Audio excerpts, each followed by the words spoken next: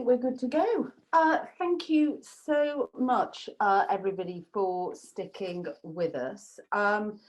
Welcome to the final session, third and final session of day 3. So this is number 9 of our 3x3 summit. I know it sounds like a basketball tournament, and it's genuinely not. So a massive thank you to you, and a massive thank you to this fabulous team that I have assembled, or that actually Kristen has assembled in front of us, just to help us lead us through the next hour and a quarter. The focus, as you can see, is around exploring blended learning in providing coaching ed and coach development. I'm assuming that for many of you, this entire subject, if it wasn't high on your radar 3 months ago, is absolutely high on your radar now. And I sense for many of you, it was potentially a baptism of fire. So well done. Well done with that. And I hope you have the fire extinguisher close to hand. But what I am going to do is just introduce this very brilliant team that are going to help me navigate this Bell Lap. And then what we'll do is open it up for questions. So I'll just sort of give you an intro to all 5 speakers. So Anna Swisher from Weightlifting. She's the Coach Education and Sports Science Manager at USA Weightlifting. And I did challenge all of our speakers to give us a brief bio and just tell us about their sort of, self-isolation highlights. Anna's highlight has been watching her 20-month-old daughter learn to speak German with her new au pair lap vet read, Anna's mum. And she's most looking forward to seeing the innovation in coaching and coach development practice that we will find when we navigate to our new normal. Dr. David Carr, an associate professor at the Department of Rec and Sport Pedagogy at Ohio University. Over the past 24 years, he has developed and implemented 4 graduate programs in coaching ed, including a campus-based track that was launched in 2001 and an online version of a campus-based program that started in 2008. He's also responsible for the online master's degree programs in soccer that was launched with United Soccer Coaches in 2013, and the new professional tennis management track, so has a very rich history in online learning. In terms of his corona highlights, you should have been sponsored for this one, David. He and his wife have not missed a single morning walk in 75 days, and they're walking 4 or 5 miles a day, so you could have queued up quite a few dollars.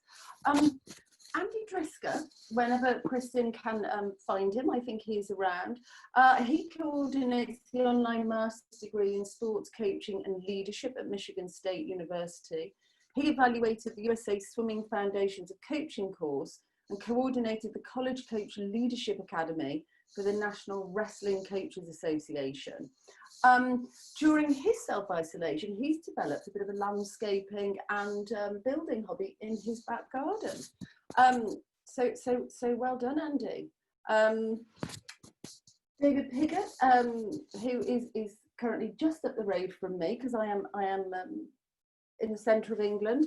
And David is a senior lecturer and MSc course leader in sports coaching at Leeds Beckett University, and recently head of performance insights departments at the English FA.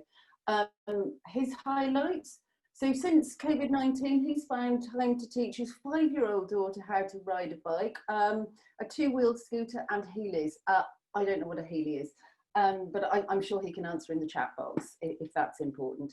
And he is desperately looking forward to meeting people in the flesh who are going to laugh at his jokes in person. And finally, Mathew Sparks from Cirque du Soleil is the senior advisor and coaching and performance content with Cirque. He's a coach manager, performance designer, director, and learning facilitator. And his COVID, he has a very impressive CV, but actually more importantly is what he's going to send to the Salvation Army after he has spent his time sorting out all of his wardrobes. And has very much enjoyed spending time at home with his wife and children who he doesn't get much time to hang out with. So that's our team. They are fabulous. I'm going to let them talk to the much more serious stuff. Anna, no pressure, but I have got a timer going. Okay. If you'd hand me your screen ever so kindly, I would appreciate it. I'm hoping I'm just going to stop it right there. That sounds wonderful. I really appreciate being a part of this. I look forward to it every year, and I just want to thank everyone who's part of this and making it happen. I know it's a lot of work, and it's also just really great food for thought. I have had a bit of a baptism by fire here, and we'll talk a little bit about blended learning and how we've approached that at USA Weightlifting, and certainly things have changed since March 16th. I do want to make sure that people have access to my email. I'll put it in the chat box as well. I would love to continue this discussion. There's lots more that we have to learn, and it's always great to have a chat with people in the field. It's a rare treat. But I spend most of my free time actually on my orchard. I live in Tennessee, and I really enjoyed the conversations yesterday, and I walked outside and I was like, you know what, there's some cherries ripe. These birds don't need them. I'm going to take a couple hours, pick some cherries. So those are pictures of cherries on my farm outside. And, you know, cleaned them, sorted them, washed them, put them in a pot, started to cook them down. My husband walked in and goes, oh my God, that's going to be the world's most expensive jar of jam I've ever seen. And it's true. You know, if you think about the input costs of like the land and caring for the trees and my time picking it and cooking it and the supplies, yeah, there's crazy high input costs and they're not readily apparent. So I started thinking last night at, you know, 10:30 as I was cooking down my jam going, that's basically online education. As soon as we went online with COVID, people are like, why aren't you charging less? Right? You should be charging less. Online is inherently less work. It's like a canned thing that you do, right? And I think that's such a problem that we have to overcome still, that, you know, people are like, yeah, it's like a super cheap thing.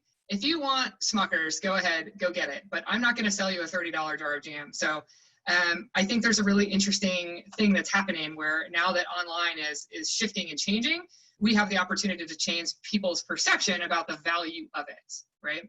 And also, this is not actually my jar of cherry jam because it's not finished yet. It still looks like this today, and it'll get there eventually. Quick overview of who we are. I know a lot of us have really different resources. We are a pretty small member organization, and we really have sort of two major products. Those two major products are going to be our level 1 and our level 2 courses. So we have 2 days. I wish we had longer, but realistically, time and money are difficult things for coaches. We have 2 days. We have a 1:15 instructor to student ratio, and we have 90 instructors in the field that administer those courses for us. Just a quick timeline. In June 2018, our department was won. Our high performance and coach ed director role is split.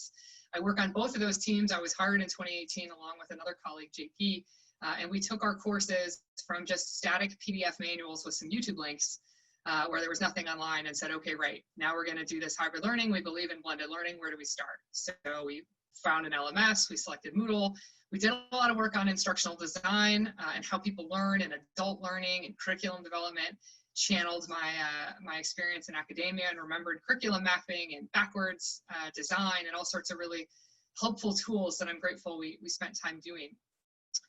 Then we had about 8 months to launch a completely new level 2 course, Soup to Nuts. And I'm really glad that Ron, in the last session, you talked about an emphasis on how, not what, because that really struck me, particularly at this conference last year. Like, we have to do how, not what. So we spent a lot more time putting communication and reflection and challenging coaches to apply and do those skills. I think I stole this slide pretty much in the bottom right. It's a copy of one of our slides in our level 2 course. I think I stole it from a presenter last year, slightly modified, because I thought, gosh darn, that's right. That's 100% right. Our coaches need to be these things, and it's sport agnostic. And our coach developers need to be those things too for times like this. So, you know, we launched it and we learned quite a bit, but it was well received. And this is just a little bit of a snippet of what it looks like. So we have separate modules starting with how we learn, right? Giving people some context about, you know, challenging yourself and better ways to learn. And then we have self-contained, you know, content modules. And we have interactive course design and a lot of media. And this is sort of the skin that it was in. We have some formative assessment. We have reflection built into each module. And this was sort of a much better presentation than a static PDF. So what's happened between now and then, right? We launched it, great, cool. We learned quite a bit. But March 16th, the world shut down. We taught our last course March 22nd, and we started our first course online March 25th. We had 9 days from when we knew sort of the world was going to be different to put on this course. So we did a lot of work. Anyone that's done online, it's like 6 times more work than regular. Lots of prep time. To date, we've taught 19 courses with 5 total instructors, my 2 colleagues, myself, and 2 of our instructors. We did not have time to do instructor facilitation work, so we kept it in-house and really just tried to work amongst ourselves and take some veteran instructors.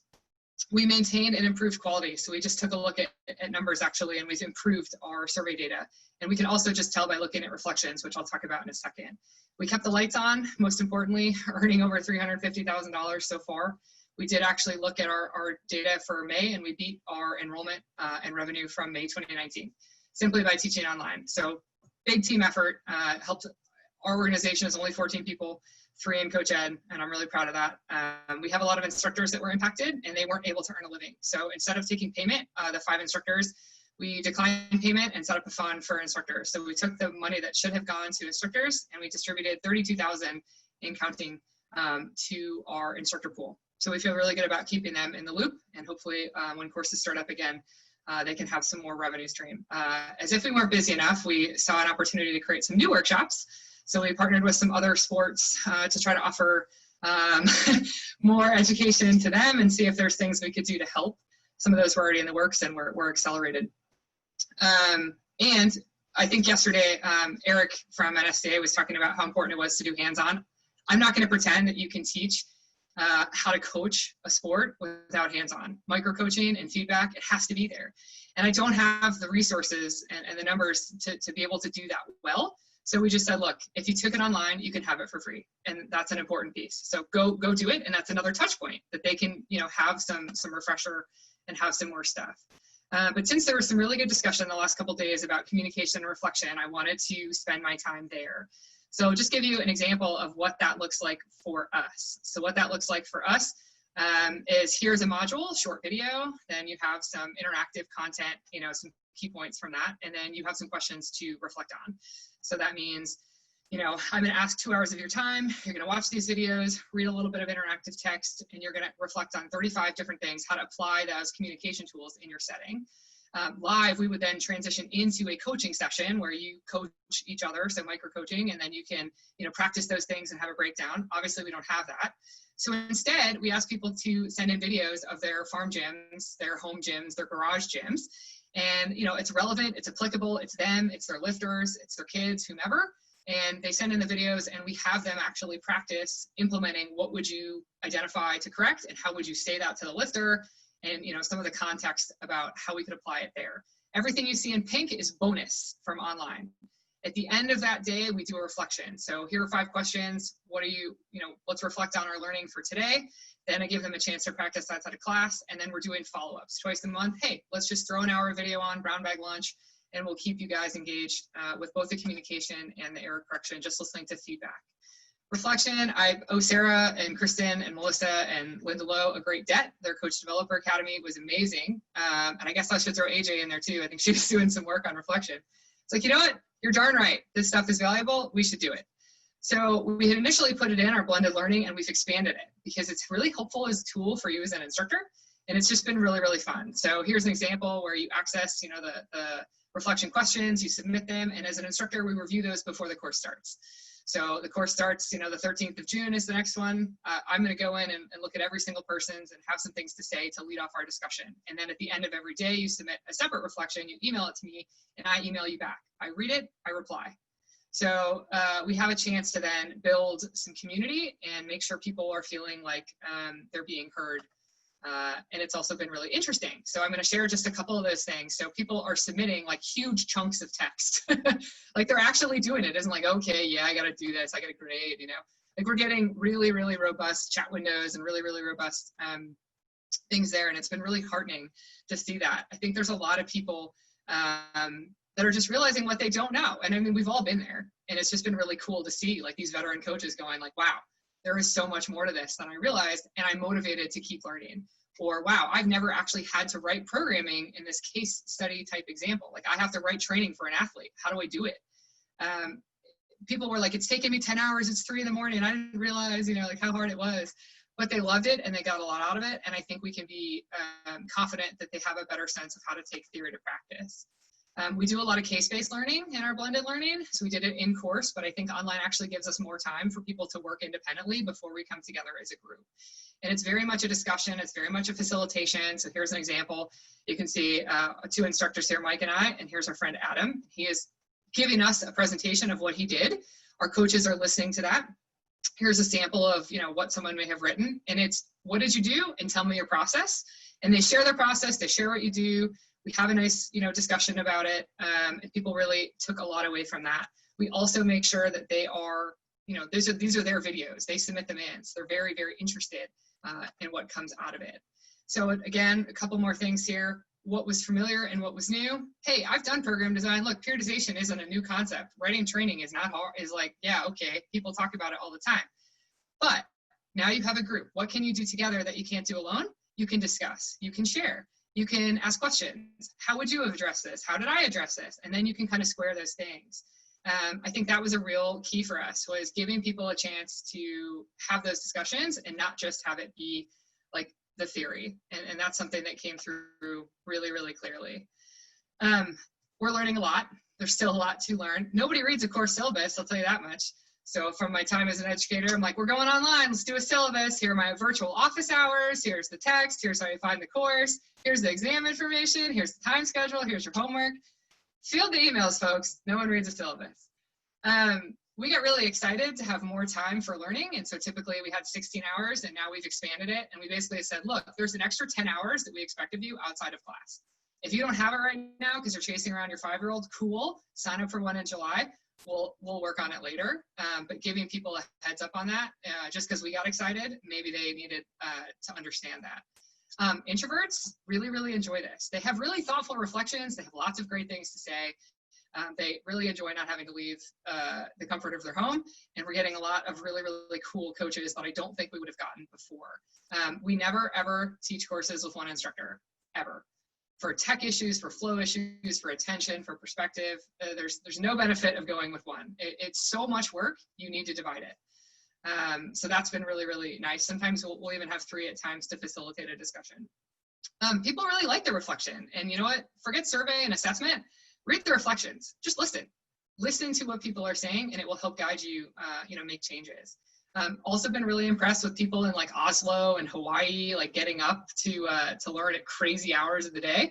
It's very heartening that people are so excited to come join us, and we want to make sure that we make their time really valuable. So I know Cam was like, hey, how did you do it? How did you pivot? How did this all work? I don't have the answers. I have a lot of questions and 6 more sold out courses that we have to prep for. And I'm sure we'll do a lot more thinking through it. But, I think it's been really great to see the shift to how to coach and reflection and getting the buy-in on that. And I think that will make for a really nice transition forward. So with that, I will turn it back over to David Carr. And if anyone wants to keep the conversation going, let's do it.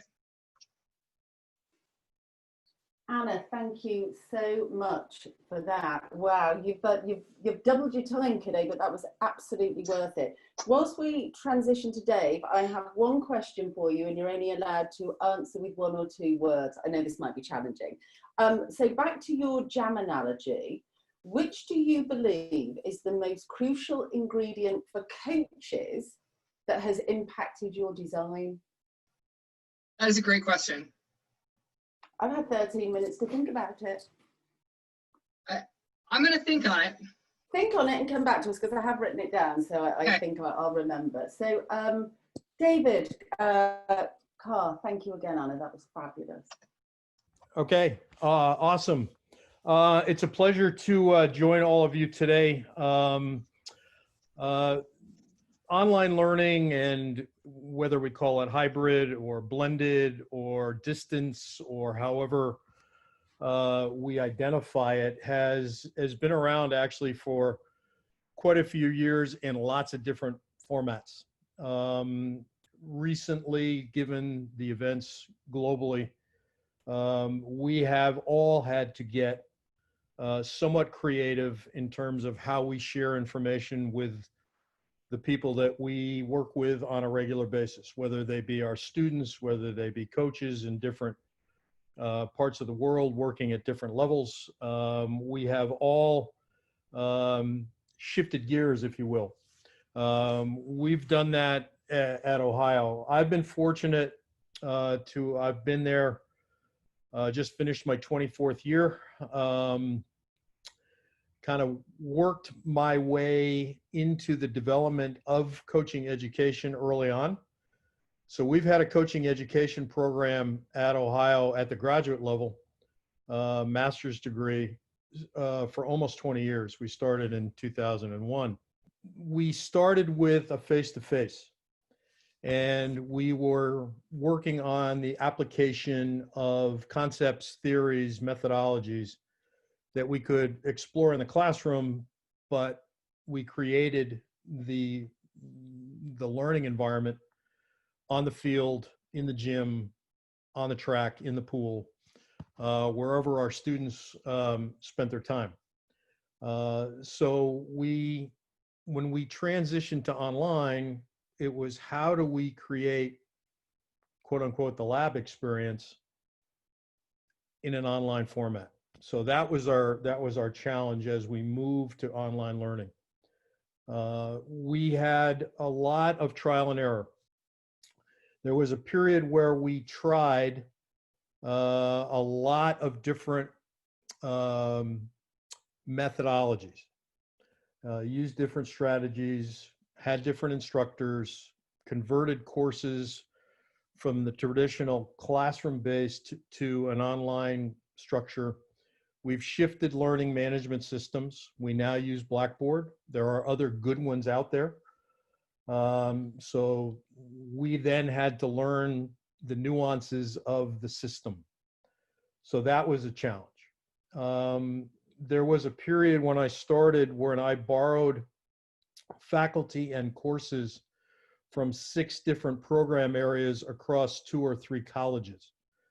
And we sort of cobbled together what we felt was a solid coaching education focus. Over time, we've been able to pull all of that under one umbrella. We created the co-ed program, and we now control all of it. We have 60 to 70 designed graduate level courses. We can mix and match. We can do electives. We can do certificate programs. We can do a whole variety of things given the focus. We now have a core of faculty that are full-time that we do coaching education. For many years, I was a faculty of 1, and I borrowed a lot of colleagues to help. So the transition has been very interesting in terms of going from a single face-to-face format to basically working with coaches globally in areas where they have great interest in, and obviously sports that they are coaching. So our transition to online formally started in 2008.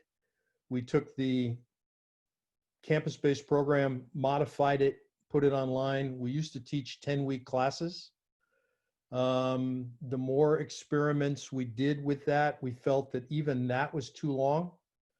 We did have a couple of full semester courses, which was difficult. We transitioned from a quarter system to a semester system in 2010. So we had the 10-week quarter course, then we went to a 15-week semester, and we felt 15 weeks in a single content focus was way too much to hold interest and hold all the things that we could probably put in there.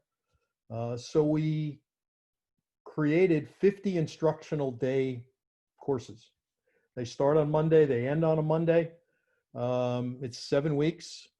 And we typically will do 2 assignments a week with reflections, with responses to the questions that we post.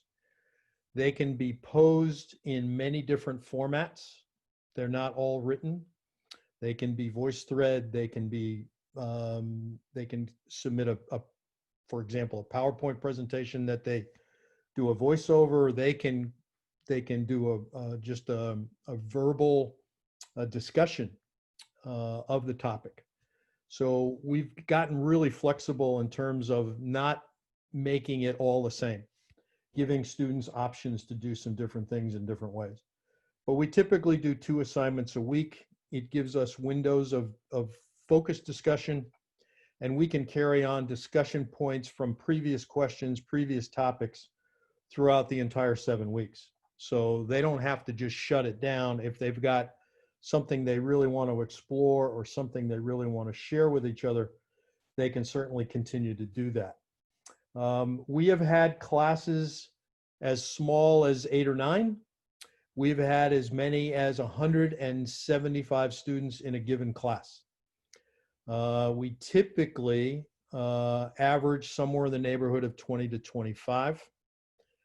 That is a manageable number for a single instructor, but it's a lot of work. As Anna pointed out, there's a ton that goes into it. If we get more than 25, we typically start to utilize facilitators. These are content experts from all over the place that we've reached out to, we pull into our program, and they help us deliver a 7-week course. If we have more than 50, then we go to a second facilitator. If we have more than 70, we go to a third facilitator. And the instructor manages how those interactions take place. Anna mentioned that they do a lot of things with modules. We do the same thing. We take content that is chunked into like things, and we put it into a module, and we explore those things together. We may have 3 or 4 different modules per course, each one lasting a week and a half or 2 weeks each, depending on where we are and what we're doing. We have rotated instructors for each module so that every instructor gets to work with every student. So there's a different interaction, there's different responses, there's different backgrounds that can share different aspects of that particular question or that particular focused point in the course. So we worked on this for a long time to get it to work.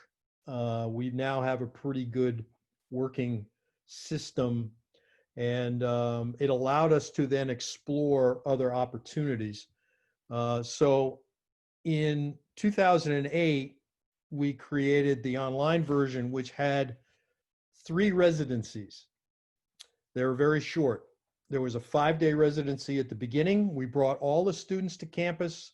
They introduced themselves to each other. They met the faculty. They got connected to the university.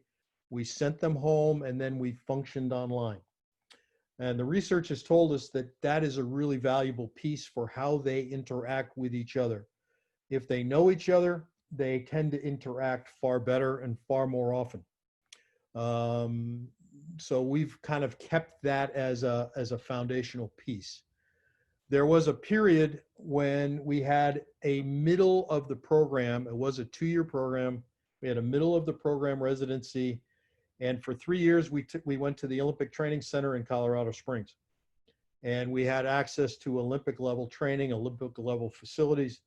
It was a very different environment than most of our coaches had ever been in.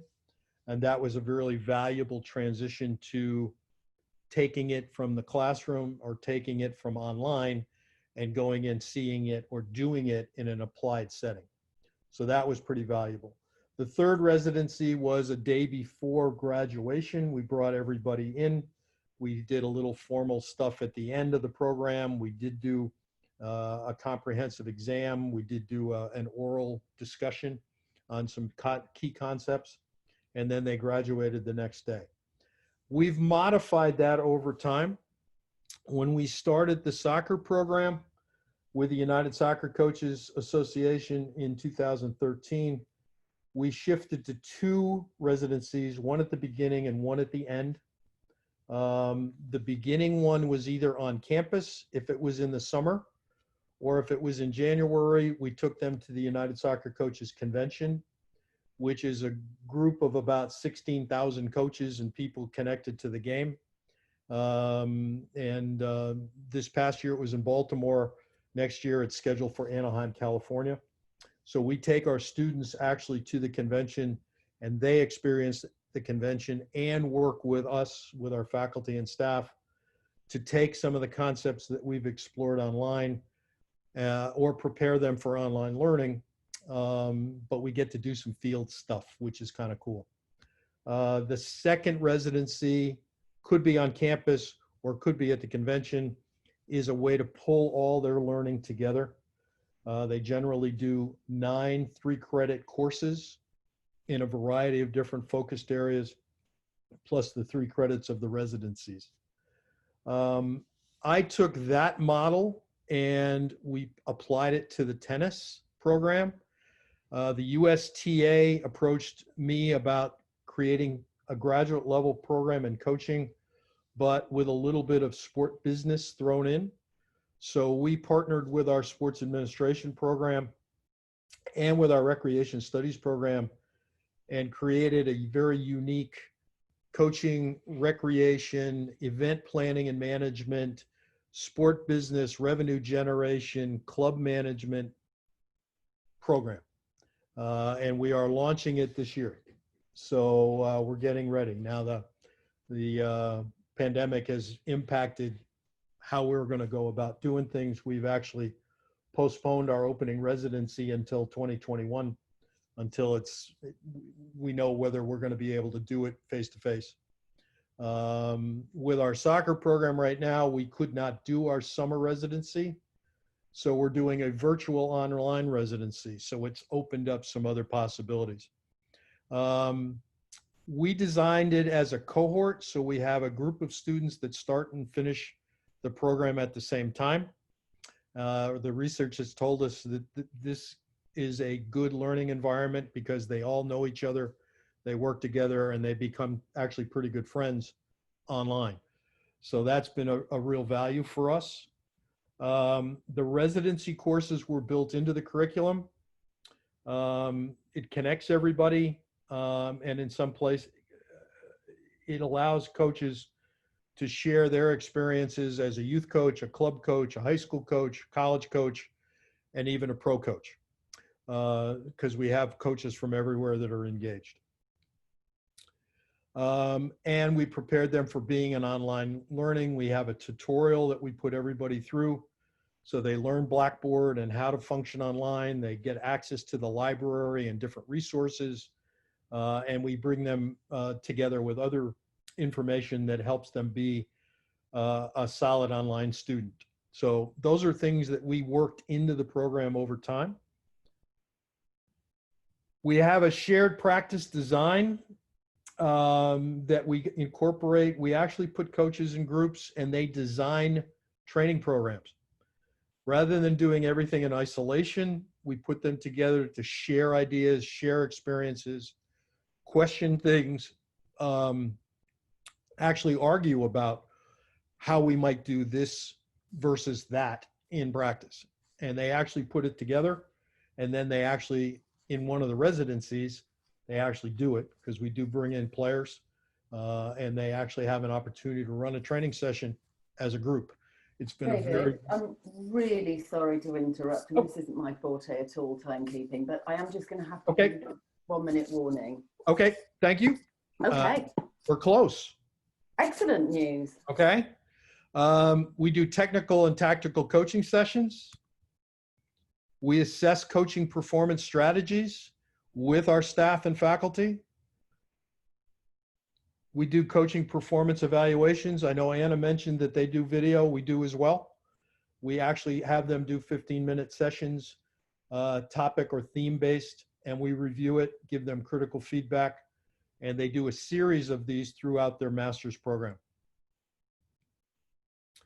We do Zoom and Google team meetings and discussions regularly, and it's up to the instructor how they do that in each class.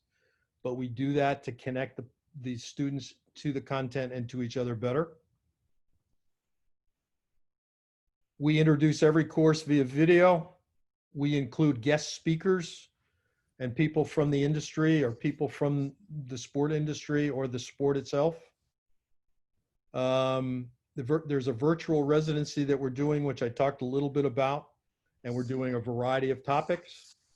And we do a critical analysis of video, such as Friday Night Tykes, and then we have a group discussion on the issues that we see. Students also do their own webinars and podcasts as ways to address the content in the program. So those are just a few ideas of some of the things we do that typically could be talked about as blended learning. So hopefully we'll have an opportunity to talk about it further afterwards. Thank you very much. Dave, thank you so much, and sorry for nipping in to hurry you along at the end, but I am conscious we've got 3 more, and I'm also conscious that there's some really fabulous conversation going on in the chat box that will be really worth engaging in. So if I could ask Andy, if you can screen your sharing and get us going, and to save me jumping in, I'm just going to remind you of the timings, if I may. 7 to 9 minutes. So my name is Andy Driska. I'm at Michigan State University, Department of Kinesiology, also work as part of the Institute for the Study of Youth Sports. And I wanted to talk a little bit about dividing out learning activities for online and in-person delivery. And one of the things I wanted to address very quickly, it just kind of struck me listening to our conversation, is that online learning has actually really been around, and it's been a pretty viable force in a lot of different contexts for the last 20 years or so. I think, you know, one of the recent studies we did, we looked at, you know, I think 31 of 49 sport governing bodies in the United States are offering some form of online education as sort of the leading up to the initial qualification for coaching in that sport. So I think what you can kind of see is there's definitely a trend, and coaches are voting with their feet. You know, it'd be good to hear maybe from USA Volleyball, because they've had in-person and online versions of their entry level, I believe it's impact training. And it looks like over the last few years, it's really shifted a lot more to online trainings. So I think in some ways, online learning offers a certain amount of convenience. You know, there's been plenty of studies on this, but in the past, but I think it offers something that the student wants. And I think we're remiss if we don't address that in some way, shape, or form. But one of the things that I think is always on our mind as an educator is, like, what am I losing when I shift my curriculum to an online space? When I pre-record videos, as opposed to having a live meeting or a live demonstration? What do I lose when my students are in 3 different time zones and we're not coming together in the same space? And that's sort of what I wanted to push everybody here to, you know, think about a little bit here in this session. I did want to note that in this space, I've written a few, published a few articles and book chapters that I would be very happy to share with anybody, and I'll post a link in the chat once I'm off screen here.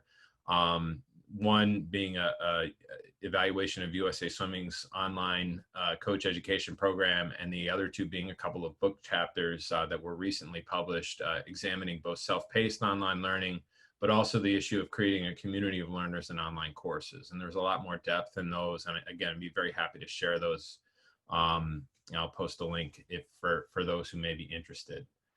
The question I really want you to ponder during this presentation is probably something that you've been pondering quite a bit in the last 3 months, but what has the COVID-19 fallout forced you to learn about regarding delivering learning activities in person and delivering them online? And I'd like that to sort of frame you know, the next couple of slides that I want to show you. But, you know, what are some of the things that, have you sort of divvied up your learning activities? What have you learned from this process in the last 3 weeks? So let me just try to focus you there a little bit with that question. what I wanted to sort of put here is sort of three different ways of pedagogy, or three different types of pedagogies. Present these as what blended learning is. Blended learning is mixing different types of pedagogies. But ultimately, the mix is really up to you as a learning designer or the coach developer or the teacher. I know sometimes we don't like to use that term, but yeah, the teacher. If you're running the program, the mix of how you deliver and the pedagogies that you use to make a blended program is really up to you. The first one, I want to speak to some of the advantages of each of these three types. The first one, or online self-paced learning, it really is a great way to deliver excellent demonstration videos and to learn through modeling. One of the things we found in the evaluation of the USA Swimming program is they have a lot of modeling videos there where you see coaches who are coaching 8-year-old kids, getting the lane organized, communicating. And so you're able to watch an expert do something and comment and kind of pick out, you know, like what's going on here. Okay, I'd never thought about arranging my practice like that. Another thing that online and self-paced learning courses can provide is something like a resource library. And, you know, ultimately you want coaches to be lifelong learners, to be more self-directed in their knowledge searching and things like that. So one of the things that a course can really do is to provide extensive resources, but also little paths like, hey, if you're interested in this topic, you might want to read these 3 publications because they'll give you a lot more history, knowledge, depth, context on this topic. So you're trying to prime the pump in a sense of trying to get coaches to be more self-directed, you know, lifelong learners through a self-paced learning program. If you take a look at another type of online learning, it would be online synchronous learning. And this is where, you know, everyone's at a distance, but you're coming together to meet at a prearranged time for maybe 30 minutes a week or something of that nature. And there has been a lot of research on the value of a community of practice, but the research has also noted that you need to have a strong active facilitator in order to make that work. And I would argue that, 12 weeks of 30-minute meetings with a small group and a strong facilitator really has a lot of value. I think it's a lot better than sort of a typical one and done professional development session. I think, you're able to bring new problems, introduce new topics. People go out for another week. They think about those things. They work on them. They bring them back the next week. I think that has a lot of value.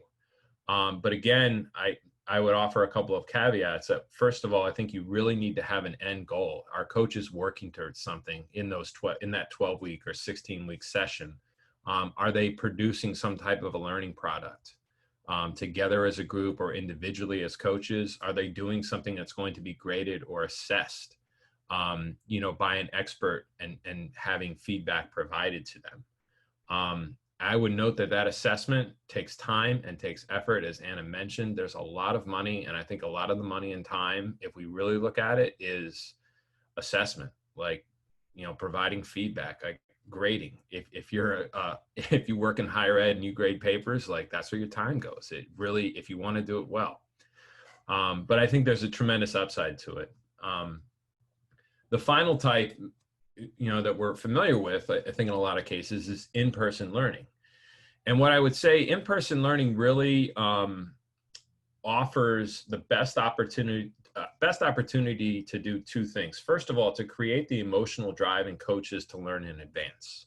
I think, bringing people together has a certain je ne sais quoi, as we've labeled it, that it's just like, getting people together in a communal experience to get motivated and pumped about doing something. Like, it's really tough to do that online. If you do it with good facilitation in person, it really has an important effect.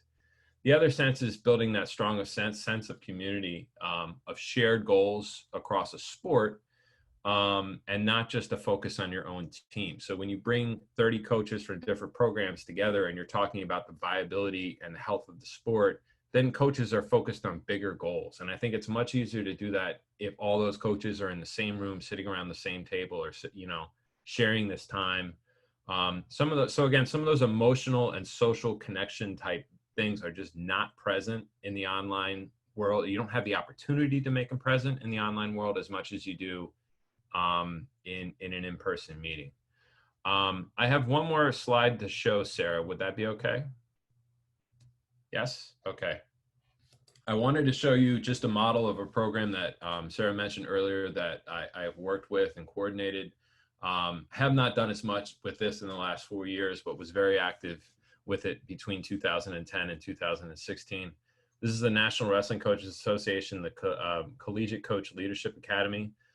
Very much the brainchild of Dan Gould and Mike Moyer, who is the CEO for the National Wrestling Coaches Association.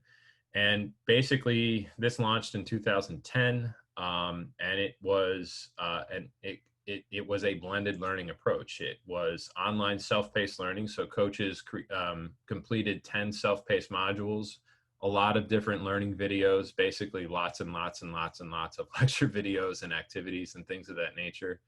They had a workbook that had probably, probably about 40 different learning activities in it that they kind of completed on their own pace. And then some quote unquote experiential learning activities. So they might have to go out and meet with a fundraiser, a potential fundraiser, or meet with another administrator on campus and kind of write some reflections in this workbook. And that occurred over a 12-week session. And that led up to a 2-day in-person learning meeting where they would meet other coaches who were in the academy. So typically we'd have a group of about 40 coaches. They would also meet a mentor.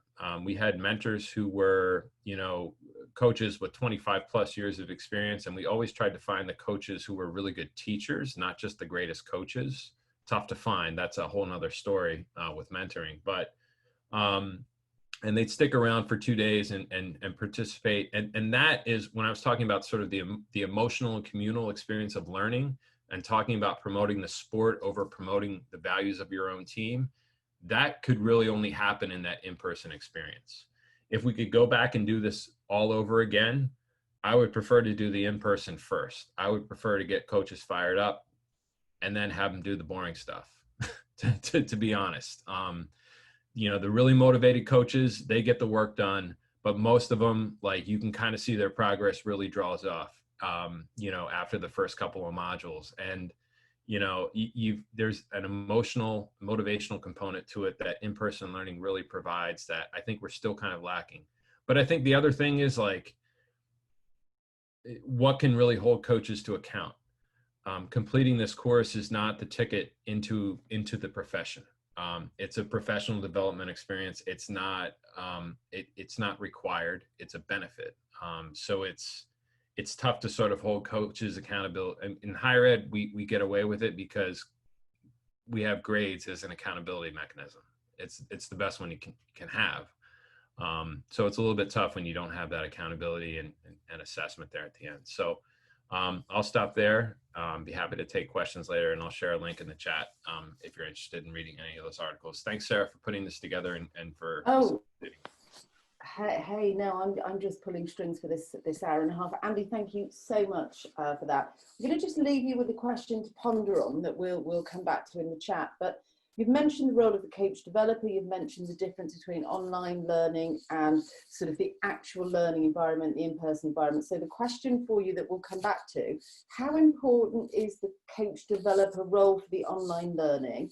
And what are the additional skill sets the online learning facilitator needs to do an unbelievably good job?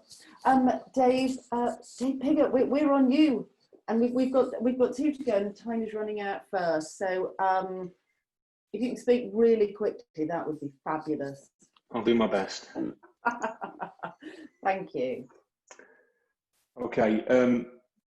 Thanks for having me, everybody. I'm Dave Pigott. I'm from Leeds Beckett, used to be Leeds Beckett University in the UK. I'm going to take you through, what I want to do today is take you through an example from quite a close example from probably where I think blended learning works best in our program at the minute, at Leeds. So, and just to give you a bit of context there, because I guess the UK higher education system is quite different to the US. Our degree, our sport coaching degree, will have about, we recruit about 150 students to that degree each year. It runs for 3 years full time. So the students are in there for 3 years, and that's all they do. They just study sport coaching. So there's no other sort of, minor, major kind of situation going on. It's just pure sport coaching for 3 years, and we control every aspect of the course. So, and we have a faculty, full-time faculty of about 20 staff just in sport coaching. So we're quite lucky in that we've got, quite a lot of resource to invest in that program. So I suppose there's a couple of key messages I wanted to share through this presentation, because you might not be able to take a great deal from the specific example I'm going to share, but you might from some of the principles that inform it. So the first idea I want to share is the idea that blended learning starts to be underpinned. Good blended learning is always underpinned by good learning theory in general, I would say. So I want to share with you one of the learning theories that we use to structure our program, and how that ultimately feeds through into the modular experience in a particular module. So the example I'm going to take you through is a second year module, so it's in the middle of the 3 years for these students, and it's a core module, and it's the one where they would most likely to be out on placement, so where they'd be engaging in a real life coaching placement.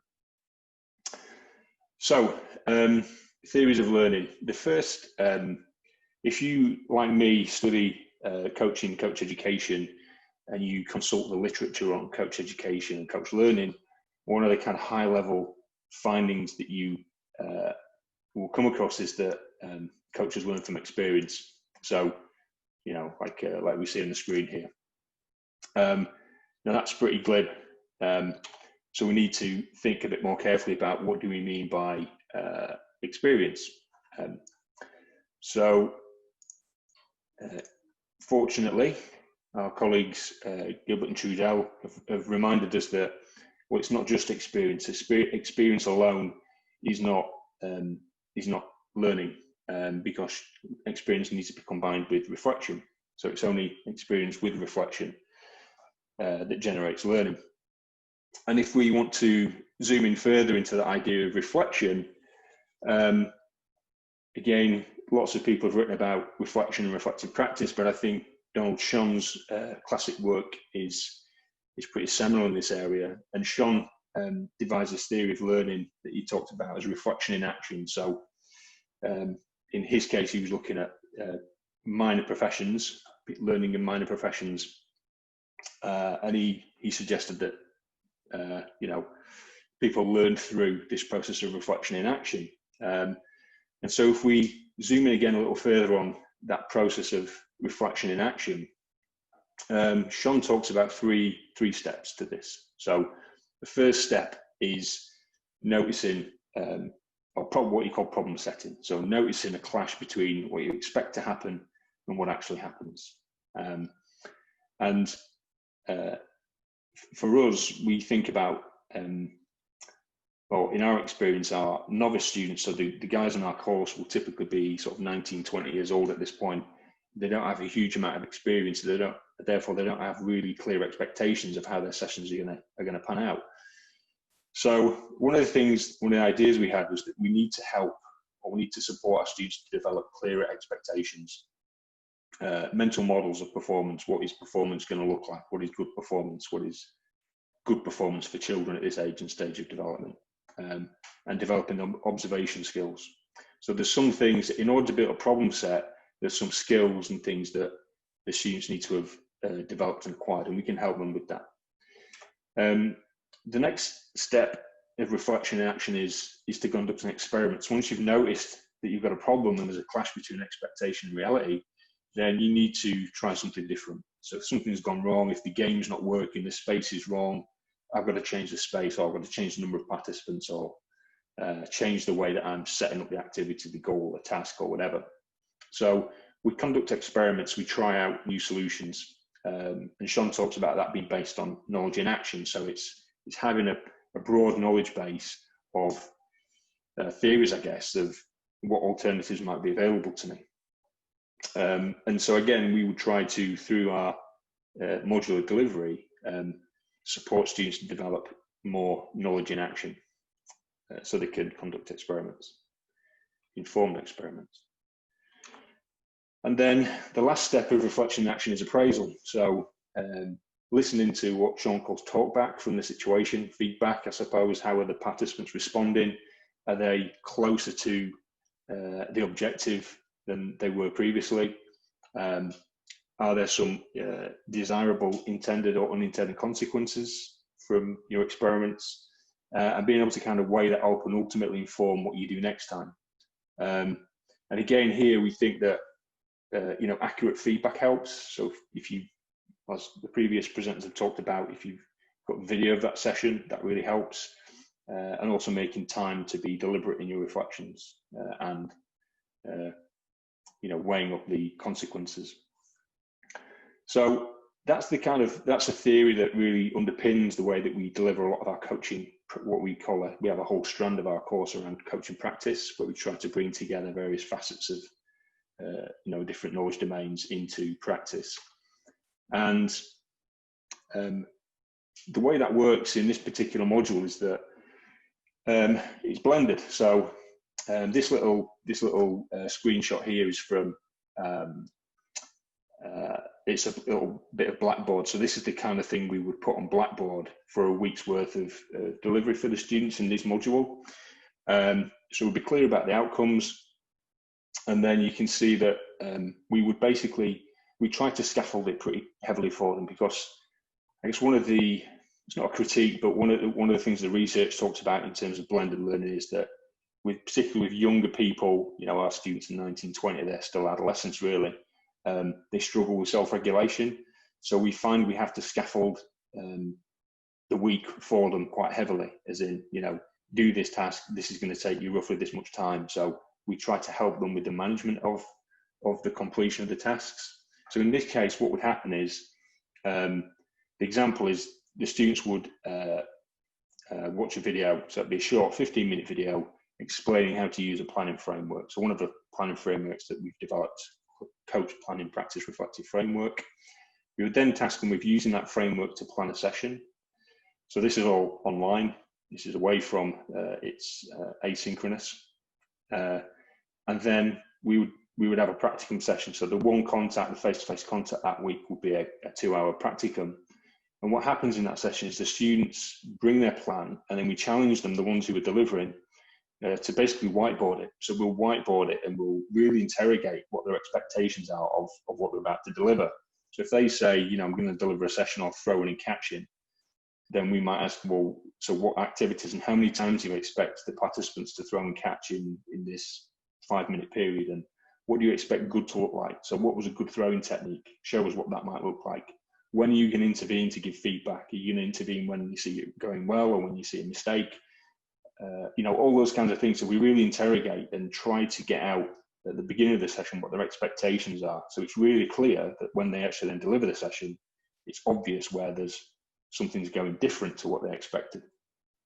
So we do that. And then Andy's point about that emotional connection, obviously if it goes wrong or something unexpected happens, they feel that it's a really important emotional thing for them to feel and experience we feel.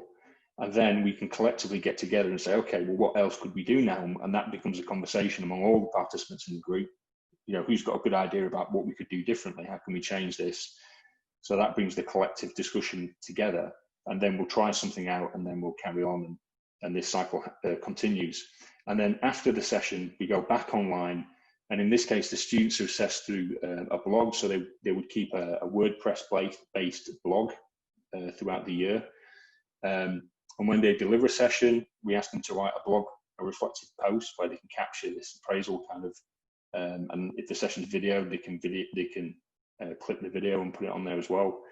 And we also ask the students who didn't deliver to comment, so to engage with what the others have written. So that conversation and that appraisal can continue afterwards. And because they experienced the session, they've often got a good recall of what happened. The only question mark on that for us at the moment is one thing we're struggling with is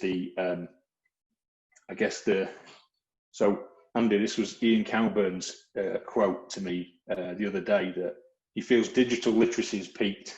So whereas we found the students used to get quite interested in blogging and using WordPress, recently, the last couple of years, they've really struggled. If it's not an app and it's not obvious and intuitive on the phone, like Instagram or something like that, then they don't want to know. So we're struggling a little bit with the students in that kind of really engaging with the blogging aspect of it. And yeah, that kind of was good for a while, but it's they're struggling with that now. So we might have to shift to a different platform that's a bit more simple. So. I'm guessing by the fact that you're zooming out that you've drawn that to a close. Thank you so much. That content was fabulous, particularly from a design perspective in terms of thinking about how we integrate the reflection piece, because it is so unbelievably important. But I am going to speed on to Matt and just make sure that he has certainly 10 minutes to bring us home. Dave, thank you so much. So, I'm going to start by framing Cirque du Soleil for anybody that isn't familiar with the company. We are the world's largest live entertainment company, or at least we were until about 3 months ago. I'll let everybody know how that all pans out in a little bit more. But when we closed, we had 44 different shows performing around the world. It says CDSEG up at the top there. That's Cirque du Soleil Entertainment Group. So we have shows that are not branded Cirque du Soleil, things like Blue Man Group and Paw Patrol Live, that don't look like our traditional shows, but they still fall underneath our umbrella. And that's how we get to 44 shows. It's actually more like 24 or so that are what we would perceive the core shows of Cirque du Soleil.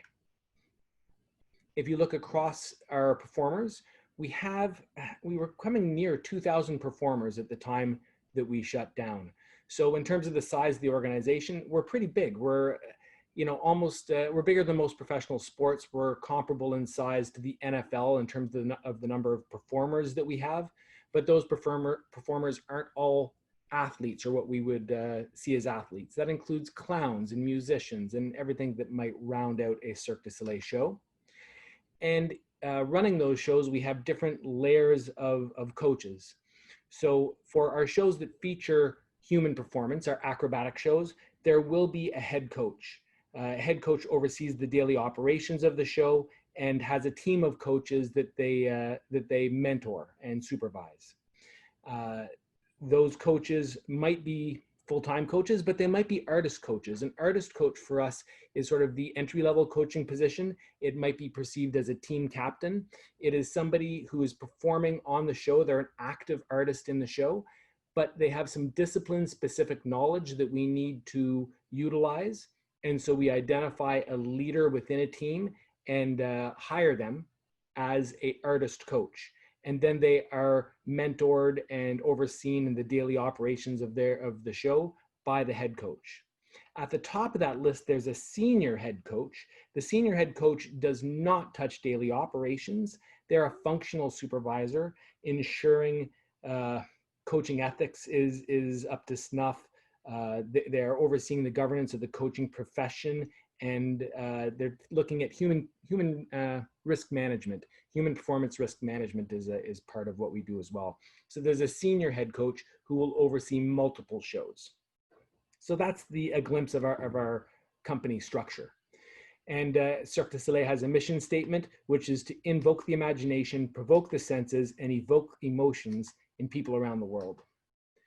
So that's a quick frame on what we do. I'm gonna rewind to 2015. In 2015, we did a survey of all of our head coaches, and we found that only 40% of them were former artists with us. And that struck us as a pretty low number. 60% of our head coaches came from outside of our organization.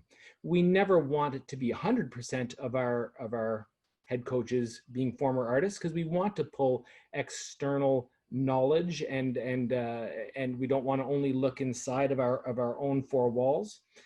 But it did tell us that we were doing a pretty poor job of succession planning.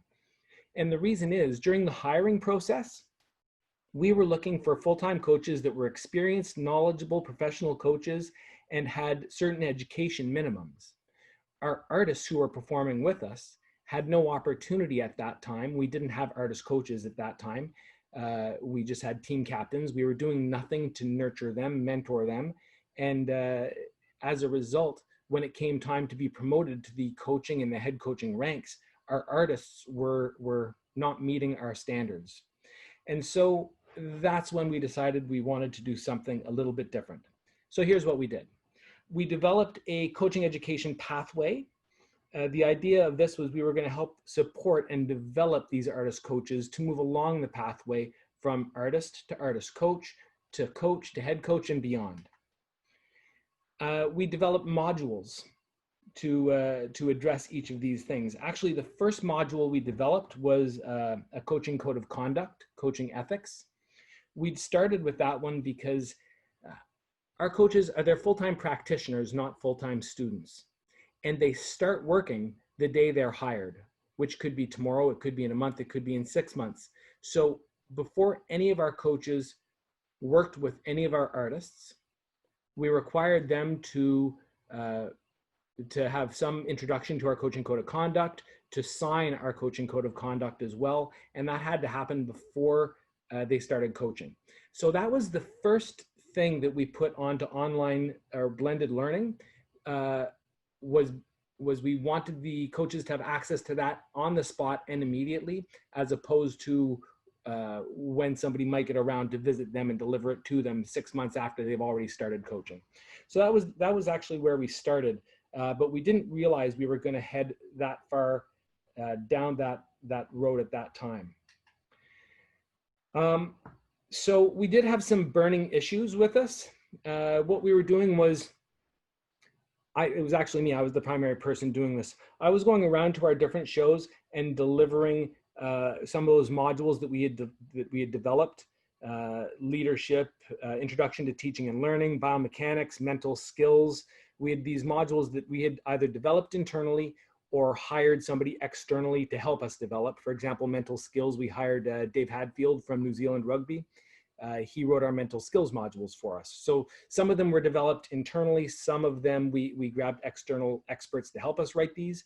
But then what we were doing is members of our senior coaching management team, our senior head coaches, were visiting the shows and trying to deliver everything in person. We believed in that. We'd had some not negative experiences, but some of our earlier attempts at online learning, we had required all of our coaches, for example, to become NASM certified, the National Academy of Sports Medicine, with a CPT, a certified personal trainer, and then moving on to become PES and CES. So all of we had this pool of certified strength and conditioning specialists in our coaches, and the competency of delivering strength and conditioning hadn't actually increased very much. So I personally had some reservations about going towards online learning, but their burning issues were that the process of me going and delivering content was slow. We had geographical distance because we have shows performing in Asia and Australia and North America and Europe. And the process of getting around, one person getting around to deliver content, it just took so long. And our coaches were at various stages of their learning pathway. We had coaches that were just starting and signing their coaching code of conduct, and others that had years of experience. And we wanted to inject things at different times in learning that were appropriate. So we had to address something because we were taking too much time. And that's when we flipped into our current approach, which is blended learning. It's sort of happening in 3 phases. The T is theory, the E is experience, and the A is application. So it's TEA is sort of our 3-phased approach. Here I wrote them all in capitals, but we sometimes refer to some things as being big T. So our first phase of when we do learning theory, this would be a big T. We have E modules that we've prepared for some of those things that I mentioned, the code of conduct, leadership, introduction to teaching and learning, biomechanics, mental skills, yada, yada, yada. We deliver those through an e-learning module that that our coaches do online, and all of those are intended to be really short. It's about 1 hour to complete, or less, to complete any of these modules. That was the goal, to make them 1 hour only. As a result, some of those things we had to break up. Mental skills is so large that it actually became 3 separate modules, but they're all 1 hour or less to complete. So that was the first step. And then there's a small t. An example of the small t is what you would see in the picture to the right. That is when we get together, and it's actually happening more in the experience category that we do these get-togethers. But in the experience category, it would be a big E, but sometimes you're going back to the learning theory, which is which would be like a small t. You're not just sitting there doing theory, but of course it ties in. So after somebody has done the e-learning module, we'll still follow up with a live visit, but then we can jump right into experiences with the coaches that we have on the shows. So those experiences could be breakout sessions where we sit around with a group of coaches and problem solve. We will ask them to be in working groups, to do case studies. We'll do simulated coaching experiences, games with them that drive points home, or we will maybe mic them up during a training session when they are actually coaching, because these are being delivered. These experiences are being delivered on the shows where our coaches are already working and coaching. So we will record them in a coaching session, bring a lav mic with us, put the lav mic on, record them, and then either have them do a self-assessment of a video of them where they'll go, hey, tell us about the kinds of feedback you were giving, define them, and how could your feedback have been better? Or the person leading the session will watch the session with them. So it's a little editing session for the person delivering that at nighttime to get ready. And then the next day sitting and watching and giving some feedback to the person on how they were coaching. So that's the E. And the last step of this is application.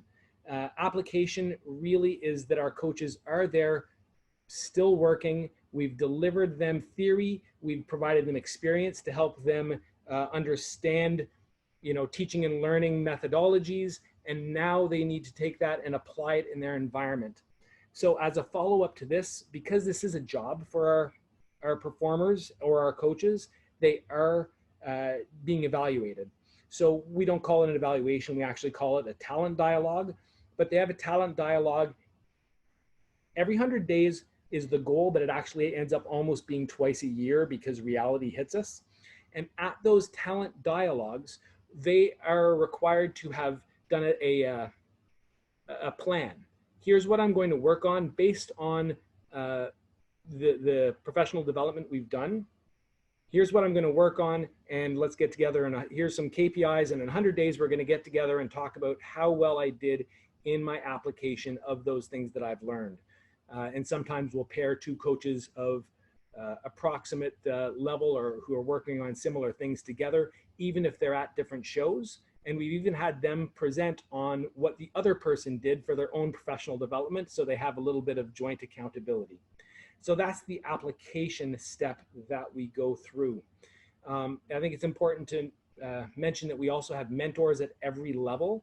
So an artist coach who is a new coach has an experienced head coach on the show whose job it is to mentor that artist coach. The head coach annually is brought together for a professional development summit where we get all of our head coaches together, but he also has a mentor in a senior head coach, and that is somebody who's been at the company for many years and has ascended to their position. So finally, to wrap it up, I'm blasting through this as quick as I can. So some of the benefits of blended learning that we've encountered is that theory can be delivered remotely, and it can start when the person is hired. Because we aren't semestered or anything like that. It's starting right away, and we can deliver knowledge. It's cost efficient and time efficient for us because I have to get on a plane and fly to Asia sometimes to deliver continuing education. If I can avoid that, that's pretty time efficient for me. And it puts tools in the hands of interested and motivated learners. So although we can't really assess a person's competency remotely, it takes tremendous time to actually to see if learning, or rather competency, has increased. We can put tools in the hands of these coaches who want to be better, and then they can start trying to apply those things on the job right away, so we can get our message out quickly.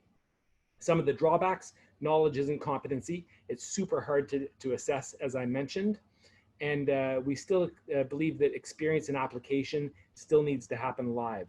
So we don't think we can just do online learning and think that our message is going to get out and that things are going to be done in a better way just because they've taken our online course.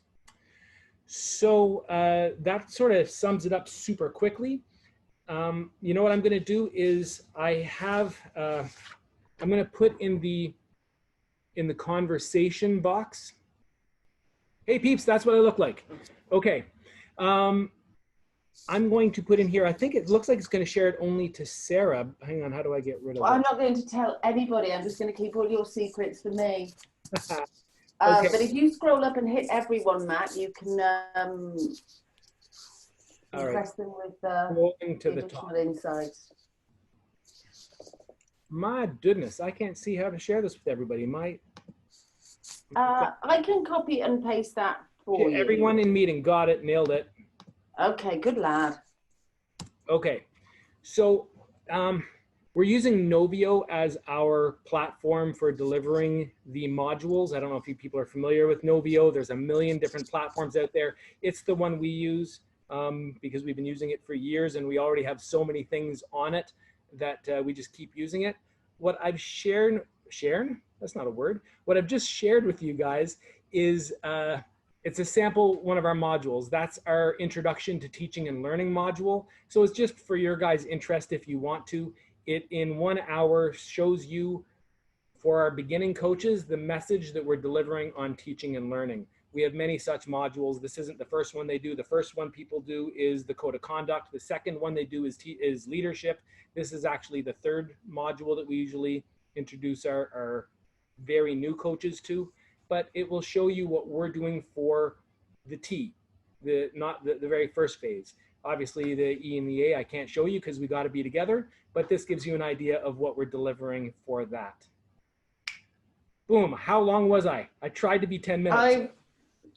Well, we could have a talent dialogue about time, Matt. Darn it. I could have a talent dialogue with all of you about time, but actually I am going to take full responsibility for some atrocious timekeeping. But what I am going to say is thank you to absolutely everybody. So the 5 of you who have contributed so incredibly well to this particular topic, but also thank you to everybody else who has contributed massively in the chat. And I know that we have just started something here that I think is tremendously important. And what I am going to do as the outgoing chair, education chair with the USCCE, is hand over this one to my great friend and colleague, Cam, who is the incoming chair of education with the USCCE to pick up. And I know he's going to do an unbelievably good job with it. What I'm also going to do, because I'm acutely aware of time, is hand back to Kristen. But thank you everybody for your efforts and your contributions. Thank you, Sarah, and thank you everybody so much. Really, really grateful to Dave and Andy and Anna and Dave and to Matt. I really appreciate that you shared with us and what you brought, as well as the rest of the presenters and facilitators throughout the 3 days. Really quickly, as we sort of wrap this all up, please look to the USCCE for continued events. We are looking at how we can do this more often. Maybe not on such a large scale in so many days, but more often. Just a few things to sort of run through really quickly. I wanted to make sure we thanked KT Kate for the great prize packages they put together. It was almost $1,000 worth of product that they put together into daily drawings, as well as a couple of 3-day participation grand prizes. And they were all done through random drawings based off the list of people coming into the presentation. So thank you. I wanted to give a big shout out to the board of directors. It was incredibly instrumental in switching from a live summit to a virtual summit on a month's notice. And we have listed here both our current and then the swap that happened last night into the 2021 board of directors. And so thank you very much to everyone.